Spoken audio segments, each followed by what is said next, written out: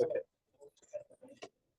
All right, so I'm recording this video here, this demo, looking at taking a curved surface and creating a flat version of it. And so it's really two commands. Create UV curve is the first one, and then flowAlongSrf is the other command. So here's my setup. I have a curved surface, and I want to create a flattened version of it. So the command is create UV curve. Enter. And you can see that create UV curve shows the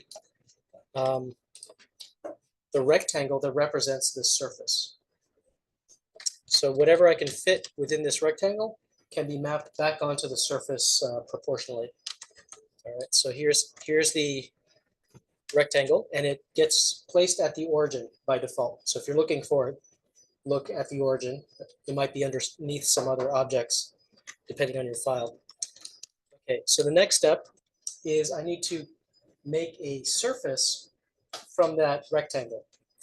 So I'll type in flowAlongSrf, which gives me a surface. So create UV curve.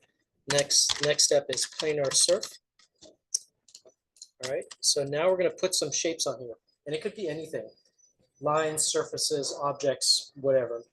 So let's try something like easy, for example, like a hexagon, like so. And let's see, maybe I'll extrude it. Oh, let's see, I'm going to offset this. Let's see, 0.1 internally. Take those two and extrude it. Oops, no. Extrude curve, solid equals yes.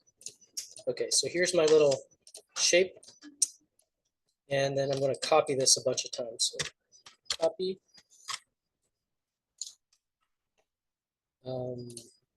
Let's see, copy.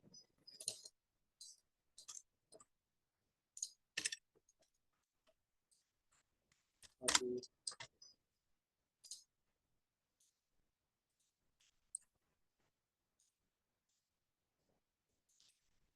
Okay, so I've got that. And that a little bit.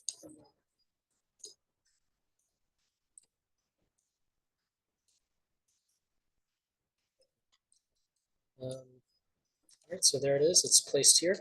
And I'm just going to, I want to demonstrate something where if I place it below the plane, that's also going to happen vis-a-vis the surface. Just basically wherever you place it, it will do a similar placement on the target surface.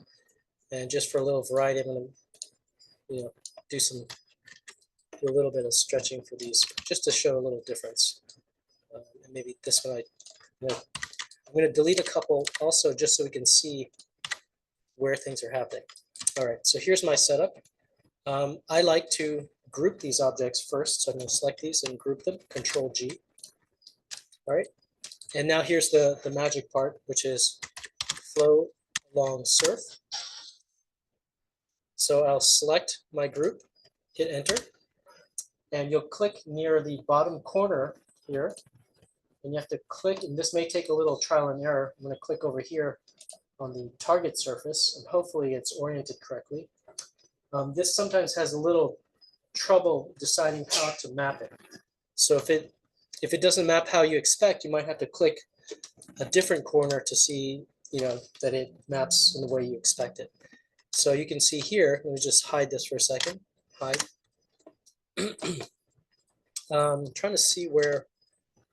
So I had deleted a few of these over here, just trying to understand where that got mapped, and I think that's this gap here.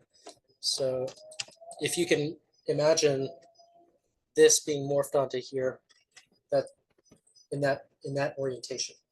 Does that make sense? I'll do one more example here. I'm just going to put that here. I'm going to add some text, or actually a text object. I'll type in Rhino this way up. And we'll make these solids. Okay, I'm just going to place this here. And the reason I'm doing this one is just, I think it makes it easier to understand how the geometry is getting mapped. So I'm going to place it on here. Just scale it down a bit. And so, okay, so right now this is kind of near the bottom, and so move it up a little bit, group it, and I'll do the same thing. Flow along surf, select the group, enter, click near this corner, and click near this corner. And okay, so that's how it got mapped. So you can kind of understand which edge is which edge.